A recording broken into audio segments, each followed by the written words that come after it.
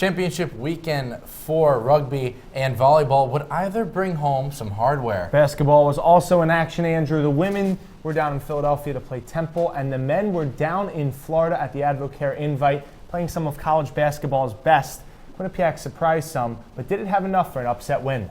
Sports Ball starts right now.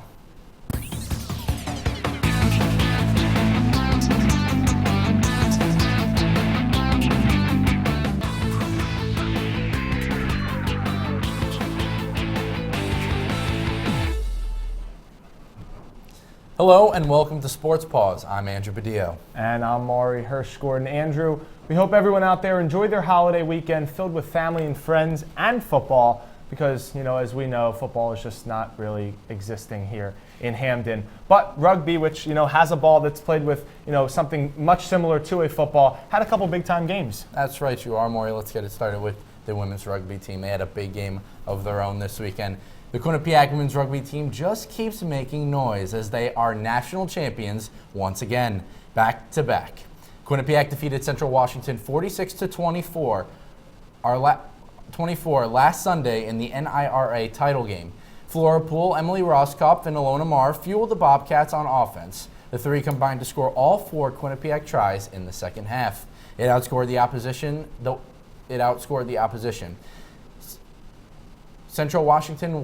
win over Central Washington was the first for Quinnipiac in 3 tries.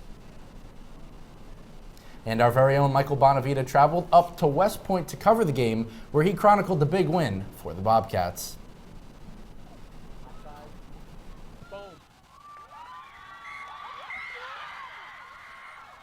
Quinnipiac women's rugby, national champions once again.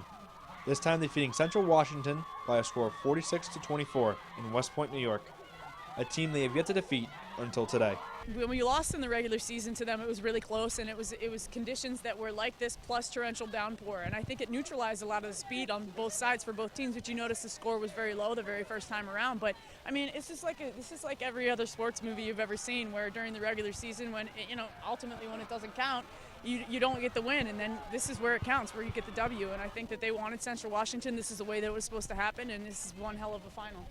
One hell of a final indeed. After allowing Central Washington to an early 12-0 lead, Quinnipiac managed to tie Central Washington 17 apiece going into the half.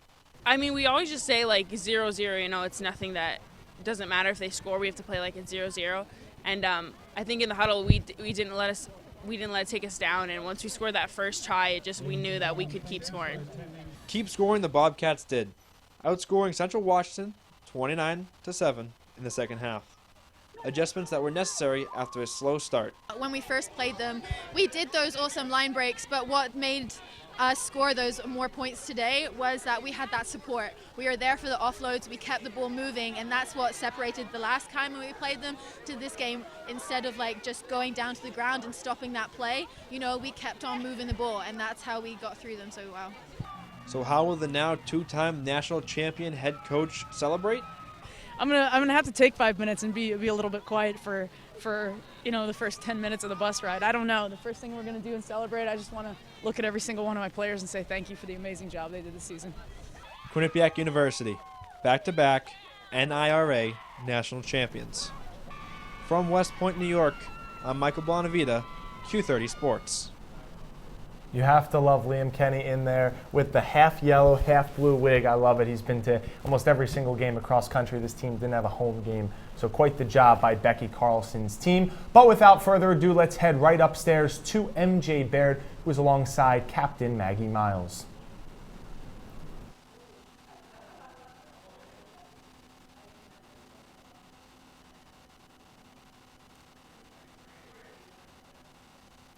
Maury, Andrew, thank you. That's right. I'm here now with senior on the rugby team, Maggie Miles. Maggie, thanks for taking the time to come out today. Thank you guys for having me. No problem at all. So let's go through a little sequence of events here. Freshman year, Quinnipiac Rugby's first season in the Northeast Conference. You earn a bid to the tournament, losing the round of 16. Yes. Sophomore year comes around. You play an independent schedule. National semifinal, you fall to Penn State. junior year, now last year, your senior now, of course, that magical run in the NCVWRA national champions for the first time in Quinnipiac University history, never mind rugby history. Yes. And of course, this year now in the NIRA, back-to-back national champions. What has this progression been like over your 4 years? Oh, it's been incredible. You know, we've grown so much as a program and as a team. Our head coach, Becky Carlson, really pushes for not only player development, but individual development. And I've seen myself grow by leaps and bounds from it, and it's incredible. Speaking of, the individual, you hold the Quinnipiac record for, let me get this right, career solo tackles, 137. You're third in solo tackles in a season and second in solo tackles in a game. So I take you like to tackle. I do. It's fun. So you've now played your final game, of course, as a senior here at Quinnipiac. What do you want your legacy to be as a Bobcat? As a Bobcat, just go out and play the game, have fun. I tell my freshmen all the time, embrace it while you can. It doesn't last long. And before every game, we get in our huddle and we talk, and I say, we're a family. Dysfunctional at its finest, but a family nonetheless. And it's true, this is what we live for. This is what we do. And every single player out there just loves it. It's incredible. So now, 3 conferences I mentioned even before you were here. You're in the Tri-State Conference, so that's 4 conferences. Mm-hmm. Not only putting Quinnipiac rugby aside, but looking at women's rugby as a whole, as a sport. What has this done for the sport as it grows and develops and continues to do? Right, and it's incredible. It's amazing to see how many more opportunities and how many more things that are available to women out there, let alone girls. I have 3 little sisters, a 6-year-old, 9-year-old, and a 13, and they all play rugby. And it's so incredible to see their growth as well as what we can do for collegiate rugby as well. So back-to-back national champions, as we said before, no small feat there, but this team here at Quinnipiac, that's not an easy feat. I don't even think, we were talking off air before, it's tough not even to do 1, but never mind 2. Yeah. The respect this team, should earn as probably one of the better teams on this campus. How do you feel that has evolved now that you proved yourself not once, but twice? We get a pep rally, so that's really cool. Come and hang. We'll be there. December 1st? Yep. No, but I think, we're getting a lot of recognition that we didn't before, and I think this just goes to prove that, we're here and we're here to stay and we're here to win. Maggie, thank you so much for joining us Absolutely. today. Congratulations again on the win. Thank you. Andrew Morey, back to you. Thanks a lot, MJ, Maggie. Once again, congratulations to the women's rugby team on a great season. At Thanksgiving dinner, women's volleyball head coach Chris Liplinski probably gave thanks to his family, assistant coach Chad Davis, his players. Well, regardless of who he gave thanks to, one thing for certain he should be thankful for, making the MAC championship game. The Bobcats fell in straight sets to the number 1 seeded Fairfield Stags, ending their season. But the loss will certainly not drain the magic that has been cast on what most predicted to be a lost season. 21 wins this season for a program that won a combined 33 in a decade. Good news for fans. Much of the core is returning next season for the blue and gold. And now we're going to welcome in our women's volleyball analyst, John Franklin, onto the show to recap the big weekend that it was for the Bobcats. John, thanks for joining us. Thanks for having me, guys. Great to be back after some Thanksgiving fun. No problem, John. Thanks for joining us once again, Maury. John, going into this tournament, Quinnipiac didn't have any playoff experience. Hell, it didn't even have 10 wins on the season. So what were some of your initial reactions on the tournament and getting to that championship game? Look, you look at the team, Maury, they had a great season to start, but they're young. They're playing a Niagara team in the first round that they hadn't beaten all of the regular season. And some people, turning their heads thinking, it's not the time yet. They're young, they got a chance moving forward, but Niagara is the team that they're going to lose to first round, and that'll do it. Team comes in, plays a very tight game with Niagara, goes 5 sets, but ultimately pulls it out. Natalie Lecco, the game-winning kill in that one, had 13 on the day, second behind Jen Koff, who had 17, and you look at this team and you said, wow, they're ready to play in the playoffs. They might be young, they have some freshmen, some sophomores, but they are ready to go, and they're ready to get going deeper into the playoff, deeper to make a playoff run. Okay, John, we're going to have to cut you short a little bit there, a little bit of technical difficulties, but we'll get you back here on the show a little bit later on. When we come back on Sports Paws. Hockey in Ireland. See how the men's ice hockey team fared in the Friendship 4 tournament in Belfast. And could the women's ice hockey team, who is at home here in Connecticut, win the Nutmeg Classic? The other teams involved in that tournament, Merrimack, UConn, and Yale. Don't go anywhere. You're watching Sports Paws. Coming up on hashtag that.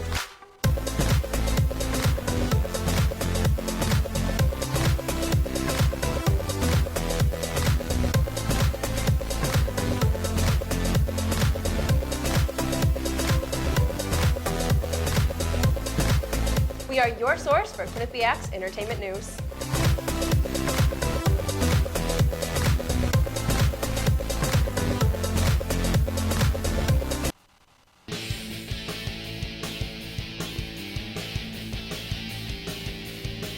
Hello, Quinnipiac hockey fans, and welcome to the Neutral Zone. Definitely St. Lawrence, and I think you're going to see the test coming up real soon. They might be having a bit of an adjustment issue without that CBS line, but don't count them out. At High Point Solutions Arena in Game 2 of Quinnipiac vs. Northeastern Series.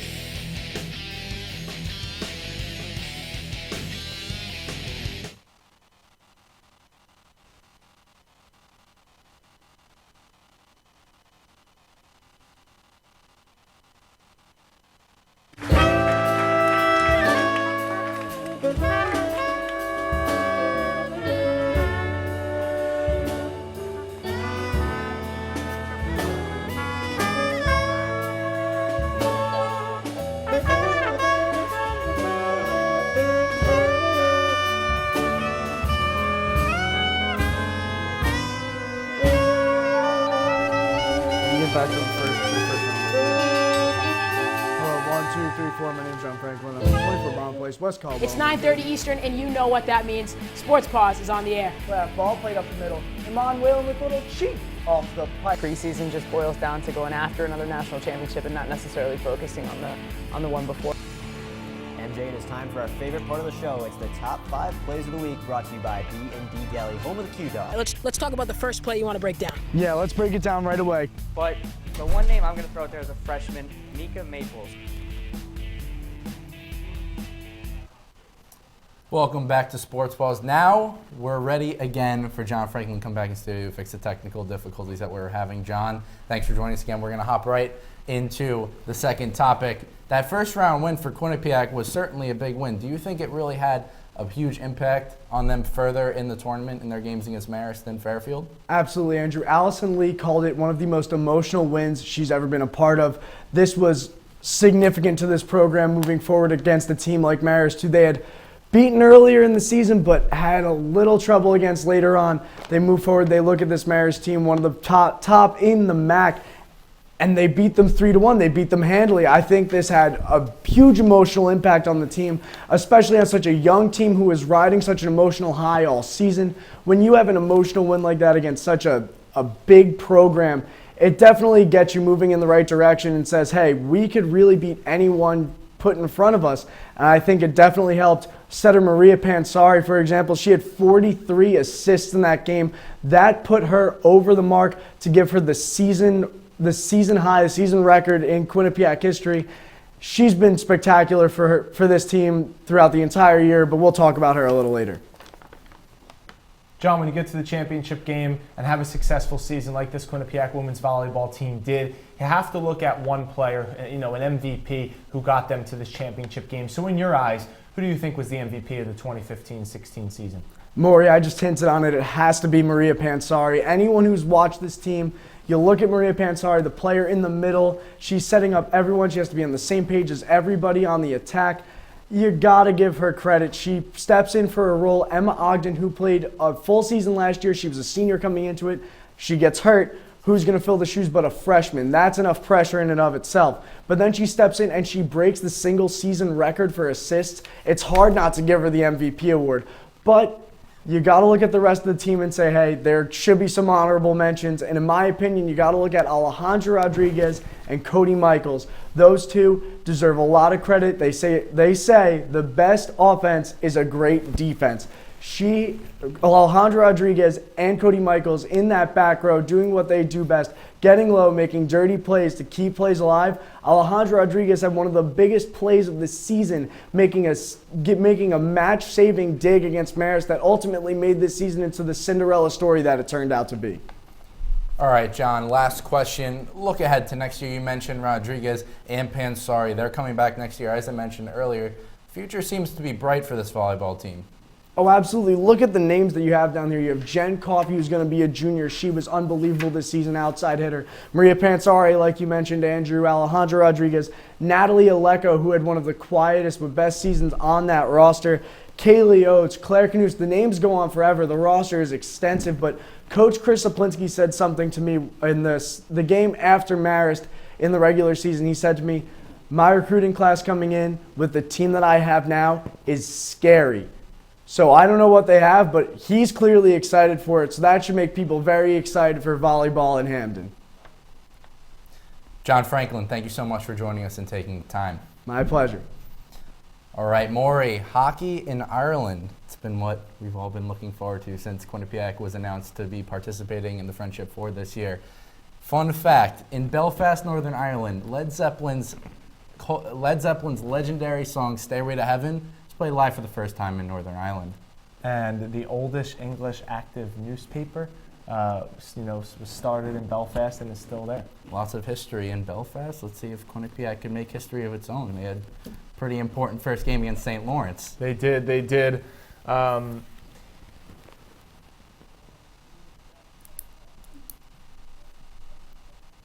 In the second semifinal, it was Quinnipiac and ECAC rival St. Lawrence, Andrew.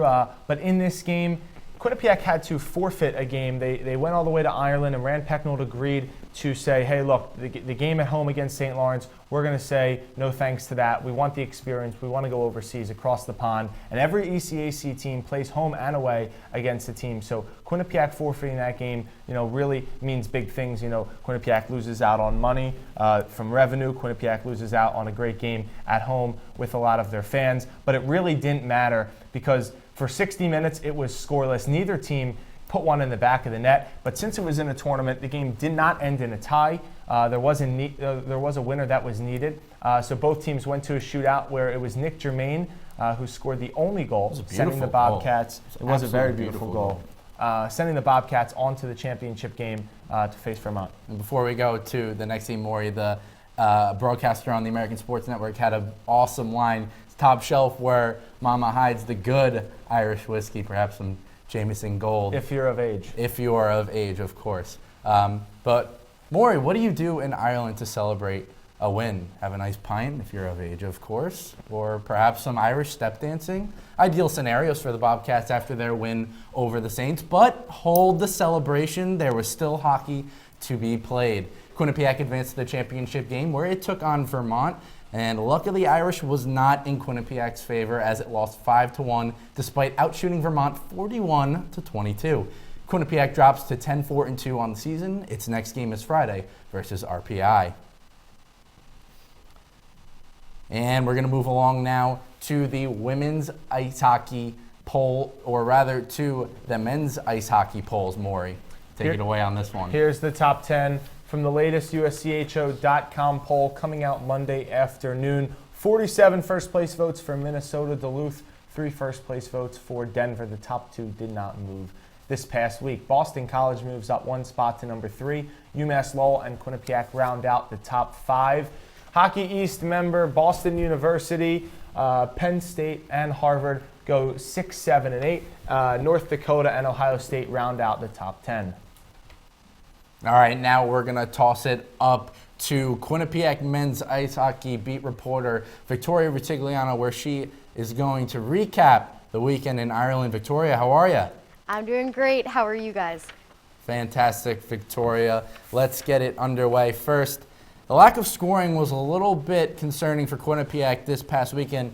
In its history, Quinnipiac has been able to really score with ease, but this weekend only 1 goal. Victoria, what's going on?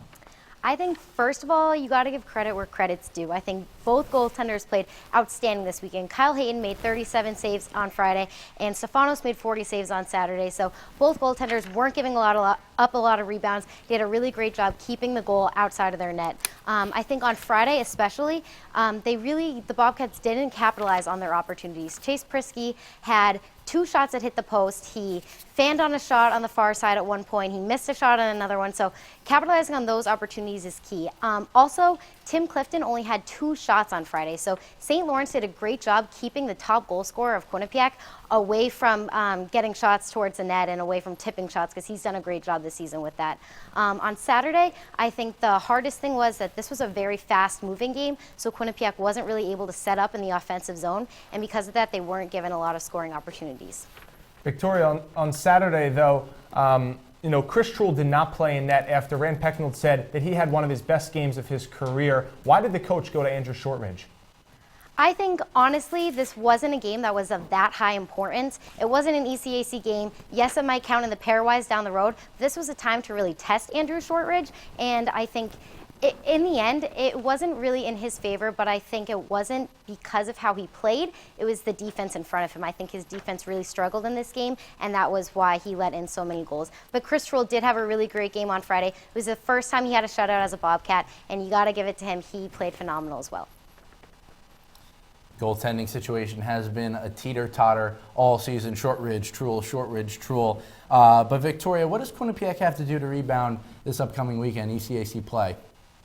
I think they really need to take control on defense. I think losing Connor Clifton halfway through the first period on Saturday and not having Derek Smith, their defense really struggled on the poke check, the back check, staying with players as they were cycling. They really had trouble with that. So I think they need to get back on track in that way, and they really need to sweep this weekend under the rug, really forget about it. Yes, work on what they had been missing in the games, but they need to remember what they had been doing successfully, which was their power play the past few games, peppering shots on net, and being the physical team that they've been the past few years, because I think St. Lawrence and Vermont outplayed them physically in both games this weekend, and that's not something you normally see. I also think that they need players to get healthy, especially Derek Smith and Tanner McMaster. These are 2 huge players for the Bobcats, and while I did think Alex Whalen did a great job replacing McMaster, he had the 1 goal in the shootout on Friday, but I think that these are 2 players that are really key to the team, and not having them, you saw how detrimental it was to the players. Victoria, you keep bringing up a lot of things, about Quinnipiac's lack of offense, lack of goaltending. Is the panic meter really high for you about this team? I'm sorry, can you repeat that? Yeah, sorry. Is the panic meter about this Quinnipiac men's ice hockey team high in your estimation due to their lack of shots on offense, the injuries, the goaltending situation? I wouldn't think so. I think they've had a lot of great games. I think they played well on Friday, and they just, especially in the third period and overtime, they looked a little tired. But I think we're not even halfway through the season yet, so they have time to turn it around. They have time to work on these injuries, and I think they have found a starting goaltender in Chris Truhl, but Rand Pecknold didn't see Saturday as an important enough game to play his starting goaltender in net. So I'm not panicked yet. I don't think the players should be panicked yet. They still have time to clean out the wrinkles and get back to the scoring and the playing abilities that they've been doing the past few games. Victoria, thanks for hopping on. Thank you for having me. All right, Maury, now switching over to the women's ice hockey team. They were home, but they were also playing in a tournament, the Nutmeg Classic.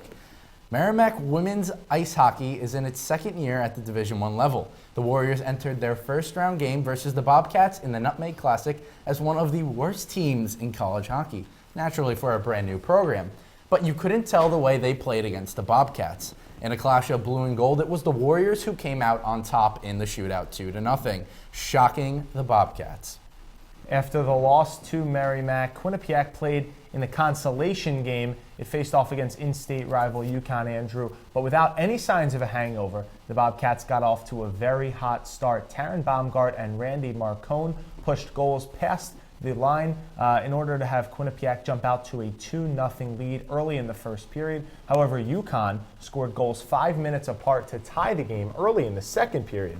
But then early in the third period, Melissa Samaskevich's goal just 18 seconds into that final frame was enough to lift her team to a 3-2 win. With the win, Quinnipiac moves to 11-4-3 on the season and heads to RPI and Union this upcoming weekend. All right, Maury, let's get on over to the women's ice hockey USCHO poll. It was a tough weekend for the women's ice hockey team, but it stays at number 8 in the ever so important USCHO poll. Again, the poll has no bearing on which team makes the NCAA tournament or not, whether instead the pairwise rankings determines which teams will be playing hockey come March. Let's take a look at it. Wisconsin leading the way, followed by Minnesota, ECAC St. Lawrence, Minnesota Duluth, and Clarkson rounding out the top 5, followed by Boston College, Colgate, and there's Quinnipiac at number 8, followed by North Dakota and Northeastern. Both basketball teams, not in the top 25. They're on the mid-major scale, but there was a lot of good basketball, a lot of good Quinnipiac basketball this past week. The men's team was down in Florida on national television, and they opened a lot of eyes. Certainly they did, Maury. And which moments cracked the top 5 plays of the week? Don't go away. We'll be right back.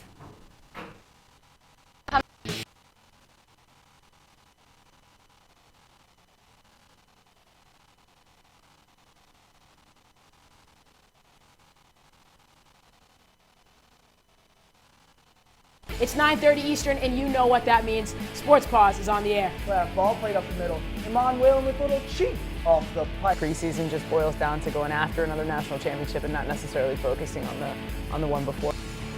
MJ, it is time for our favorite part of the show. It's the top 5 plays of the week, brought to you by B&D Deli, home of the Q-Dog. Let's talk about the first play you want to break down. Yeah, let's break it down right away. But the one name I'm going to throw out there is a freshman, Mika Maples. Coming up on Bobcat Breakdown. And welcome into Studio 125. So what? If you score 40 points in a basketball game, we all know you play Quinnipiac intramurals. We all know you love to shoot the rock. Well, if you think that's the most ridiculous thing you've ever heard, what I'm about to say, I guess, is going to be pretty ridiculous in your book. But I'm going to say, yes, there is a controversy. Line, getting ready to punch the ball as it lands right in front of another Monument player.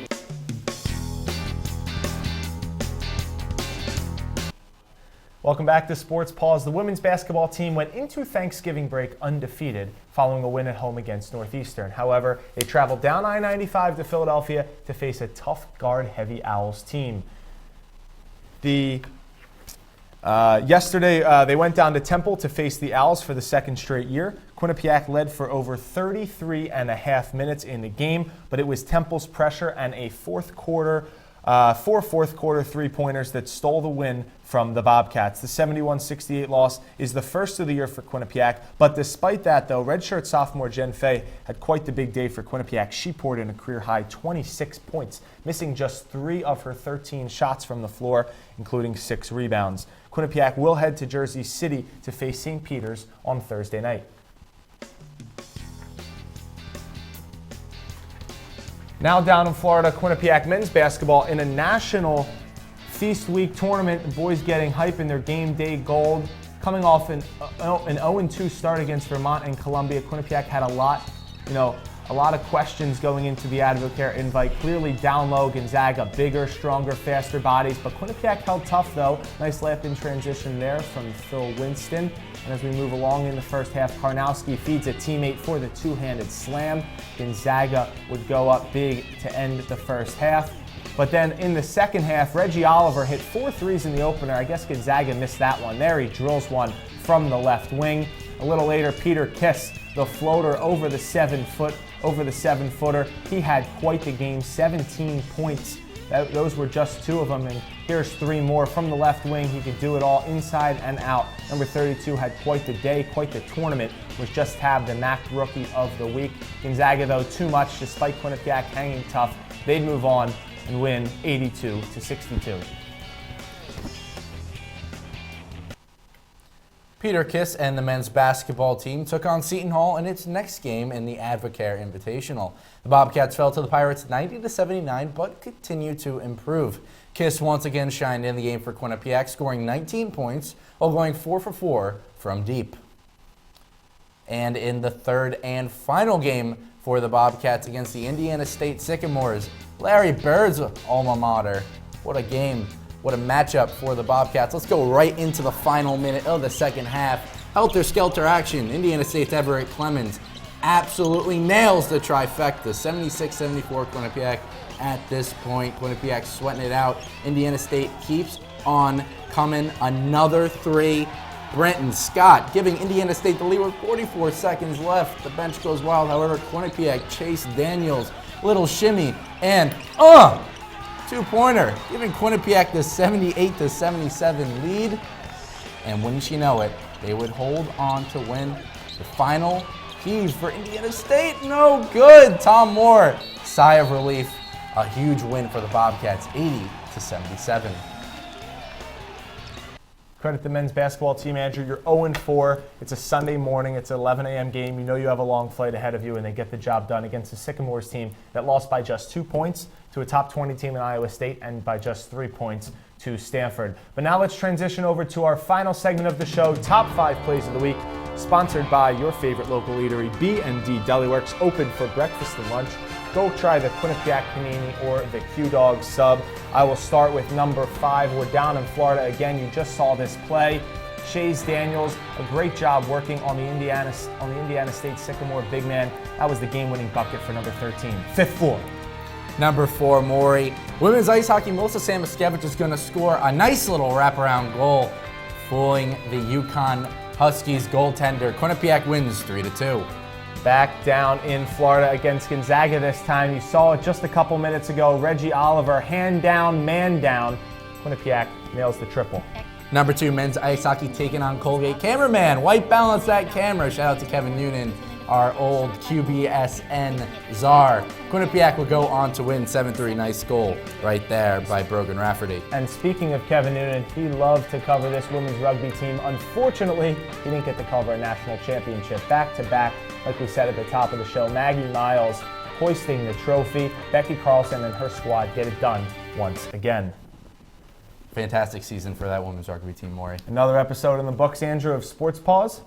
But for more information, don't forget to check out our website at q30television.com and on social media at Q30Sports. It was a tremendous season for all the fall sports, Maury. It was a tremendous chance doing the show with you. It's a great one. Have a nice day, and we'll see you all next week.